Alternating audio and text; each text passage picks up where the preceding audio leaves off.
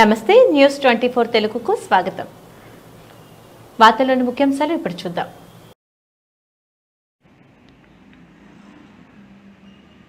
దర్శి పట్టణంలోని 17వ వార్డులో ఒకరోజు ముందుగా ఇంటింటికి వెళ్లి లబ్ధిదారులకు పెన్షన్లు పంపిణీ చేసిన దర్శి తెలుగుదేశం పార్టీ ఇన్ఛార్జ్ గొట్టిపాటి లక్ష్మి, వారితో పాటు టీడీపీ యువ నాయకులు కడియాల లలిత సాగర్, మాజీ శాసనసభ్యులు నారపశెట్టి పాపారావు, దర్శి మున్సిపల్ చైర్మన్ నారపశెట్టి పిచ్చయ్య తదితరులు ఉన్నారు.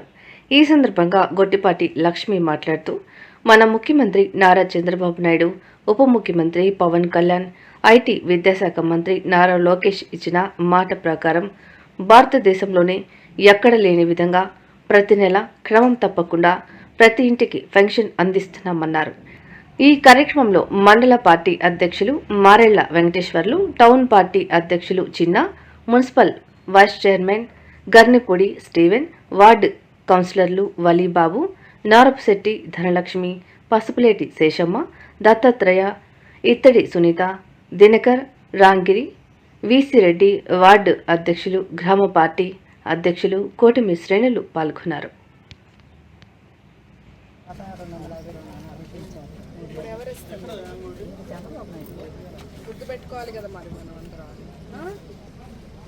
ఇంటి దగ్గర పెంచి పెంచిన 1000 కలిపి 4000 ఇస్తుంది. ఎవరు సాయంత్రం చేయాలన్నాడు.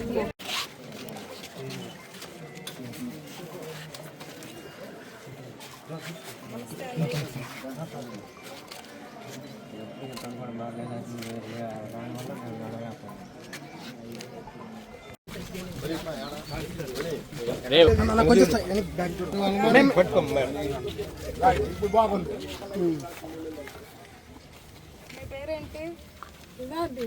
పెన్షన్ ఎంత వస్తుంది? పెన్షన్ ఎంత?